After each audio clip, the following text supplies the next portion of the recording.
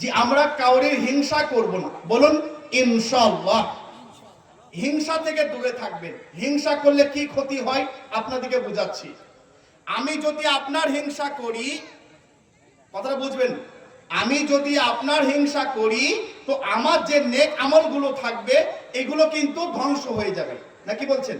নেক আমলগুলো আমার নষ্ট হয়ে যাবে আমি যদি আপনার হিংসা করি। তো আমরা হিংসা থেকে দূরে থাকব। যেমন দেখবেন আগুন যেমন কাঠকে জ্বালিয়ে পুড়িয়ে ছাইখার করে দেয়, তো মানুষের হিংসা তার নেক আমলগুলোকে নষ্ট করে দেয়। তো আমরা কাউরি হিংসা করব না। ছোট হন, নিজেকে বিনয় হন, নিজেকে ছোট হন। আর আমি যদি মনে করি যে আমি সবচাইতে বড়, আমার মতো বক্তা কেউ নেই, এটা অহংকার হবে, না কি বলছেন? যারা অহংকার করবে আল্লাহ তাদেরকে লাঞ্ছিত করে ছাড়বে। কখনো অহংকার করবেন না। পৃথিবীর কেউ সব জানে না, যে সব জানে কে? আল্লাহ, না কি বলছেন? মুসা আলাইহিস সালাম একবার তার উম্মতরা জিজ্ঞাসা করেছিল, হে মুসা আলাইহিস সালাম, আপনি তো আল্লাহর নবী, আচ্ছা বলুন তো সবচাইতে জ্ঞানী কে? মুসা আলাইহিস সালাম বলেছিল সবচাইতে, টাইম শেষ নাকি? আচ্ছা ঠিক আছে, জি। তো মুসা আলাইহিস সালাম বলেছিল সবচাইতে জ্ঞানী আমি। একটা কথা মনে রাখবেন, নবীদের চাইতে জ্ঞানী আর কেউ হতে পারে না, নাকি বলছেন? নবীরা চাইতে জ্ঞানী কেউ হতে পারে না। কিন্তু আল্লাহ রাব্বুল আলামিন এটা কিন্তু চাননি। আল্লাহ চেয়েছিল মুসা নিজেকে জ্ঞানী না বলে সে যেন আল্লাহকে জ্ঞানী বলে। তো সে যখন নিজেকে জ্ঞানী বলল, আল্লাহ রাব্বুল আলামিন বললেন, মুসা আমি তোমার চাইতে একজন জ্ঞানী বানিয়েছি। মুসা আলাইহিস সালাম বললেন, ওগো আল্লাহ, তার সন্ধান কি করে পাবো একটু আমাকে বলুন। আল্লাহ রাব্বুল আলামিন বললেন, মুসা তুমি নদীর কিনারায় কিনারায় চলে যাও, তার সন্ধান তুমি পেয়ে যাবে।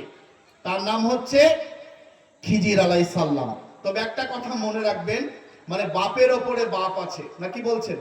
কেউ কখনো নিজেকে বড় পণ্ডিত মনে করিও না। ছোট হন, ইজ্জত আল্লাহ বাড়িয়ে দিবে। আল্লাহ ক্ষমাকারীকে ভালোবাসে। আপনি ক্ষমা করতে শিখুন, মানুষকে ভালোবাসুন আল্লাহর জন্য। আর নিজেকে নিয়ে ভাবুন যে আমি যে আমল করছি এই আমল দিয়ে কি আমি জান্নাতে যেতে পারবো, বা আমি কি কবরের প্রশ্নের উত্তর দিতে পারবো? আমরা নিজেকে নিয়ে কখনো ভাবি না, আমরা শুধু অন্যকে নিয়ে সমালোচনা করি। কার মেয়ে পালিয়েছে, কার ছেলে পালিয়েছে, এগুলো আমরা চায়ের দোকানে বসে বসে গীবত করি। ভাই পারলে ভালো কথা বলবেন, না হলে চুপচাপ বসে থাকবেন, গীবত করবেন না। বুদ্ধিমান তো সেই ব্যক্তি যে নিজেকে নিয়ে ভাবে। বুদ্ধিমান সেই ব্যক্তি যে নিজেকে নিয়ে ভাবে, আর বোকা তো সেই ব্যক্তি যে অপরকে নিয়ে ভাবে। তো আমরা নিজেকে নিয়ে ভাববো। আমাদের সমাজে কিছু কিছু মানুষ আছে, দেখবেন নামাজের সময় চায়ের দোকানে বসে সময় নষ্ট করে, তাসের আড্ডায় বসে সময় নষ্ট করে, তারা মসজিদে নামাজ পড়তে যায় না। তারা কি বলে জানেন? তাদের উদাহরণটা কি জানেন? বলে নামাজ পড়ে কি হবে? বলে হাঁস পানিতে ডুবলে গুগলি পায়। বলছে হাঁস পানিতে ডুবলে গুগলি পায়, আর নামাজ পড়ে কি পাবি? চায়ের দোকানে বসে বসে গীবত করে। তো তাদের উদাহরণটা কি জানেন? চায়ের দোকানে বসে সময় নষ্ট করে, তাসের আড্ডায় বসে সময় নষ্ট করে, তারা মসজিদে নামাজ পড়তে যায় না। উদাহরণ কি জানেন? একটা মসজিদে, ধরেন আপনাদের এই খড়গ্রামে কোনো একটা মসজিদে, বা কাজীপাড়া বলুন, শেখপাড়া বলুন, থানাপাড়া বলুন, আরো যে সমস্ত পাড়া আছে, হয়তো মসজিদে একটা ছাগলের বাচ্চা ঢুকিয়েছে। তো বলছে, ভাই তোমার ছাগলের বাচ্চাটা বেঁধে রাখবে। বলে কেন ভাই?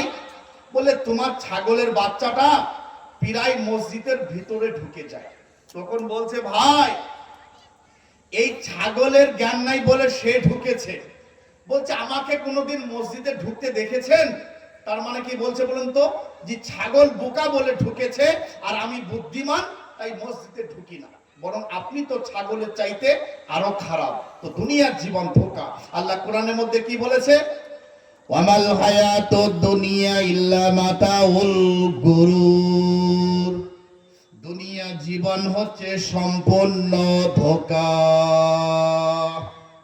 আজ চলছে কাল চলবে না, আজ আল্লাহ রেখেছে কালকে রাখবে না।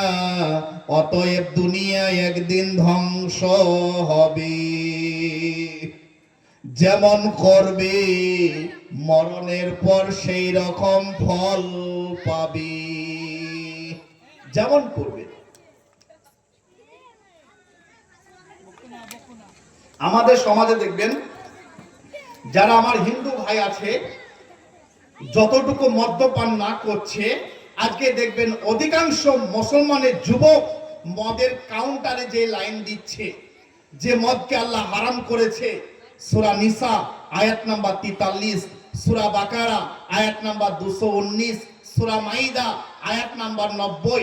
আল্লাহ বললে মদ পান করা তো দূরের কথা, মদ যদি কোনো মুসলমানের হাতে লেগে যায় নাপাক হবে। তারপরে মুসলমান কি করে মদ্যপান করতে পারে? সেই দুই বন্ধু একটা হিন্দু হোটেল ঢুকেছে, দিয়ে বলে বিদেশি মদ হবে, মানে দেশি মদ খাবে না বিদেশি খাবে? বলে হবে। বলে এক প্লেট ভুনা মাংস হবে? বলে মাংসটা কিন্তু ভাই হালাল চাই, মানে আল্লাহর নাম নিয়ে জবাই করা। বলে আমরা তো মুসলমান ঘরের ছেলে। বলে চিন্তা নেই, বলে তোমাদের মুসলিম দোকান থেকে মাংসটা জবাই করা নিয়ে এসেছি, কোনো চিন্তা নেই। কি বলুন তো, ও মাংস দেখতে এসেছে হালাল, আর খাচ্ছে কি বলুন তো, ও হারাম খাচ্ছে। ও হারাম খাচ্ছে, সেই দিকে তার হুঁশ নেই, আর মাংস দেখতে এসেছে হালাল। এরা জাতে মাতাল, তাহলে ঠিক। তা না হলে সে এক ব্যক্তি বোম্বাইয়ে বলছে ভাই একটা সিঙ্গারা দেখি তো। তো বোম্বাই তো সিঙ্গারা বুঝতে পারেনি, বুঝলেন, দিয়ে মাথায় হাত দিয়ে বলছে আচ্ছা সমস্যায় পড়া গেল তো। তখন সেই বোম্বাই এলা বললে ভাই সমস্যা নিবে? বলে দাও ভাই দেখি তোমার সমস্যাটা। দিয়ে হাতে নিয়ে বলছে ভাই যার নাম সিঙ্গারা তার নাম সমস্যা। মানে কি বলুন তো, এরা বলছে আমরা মদ কিনে খাবো, আল্লাহ তো মদকে হারাম করেছে, আমরা ওয়াই খাই, কিন্তু বিয়ার খাই না। কি বলছেন? যার নাম মদ তার নাম বিয়ার।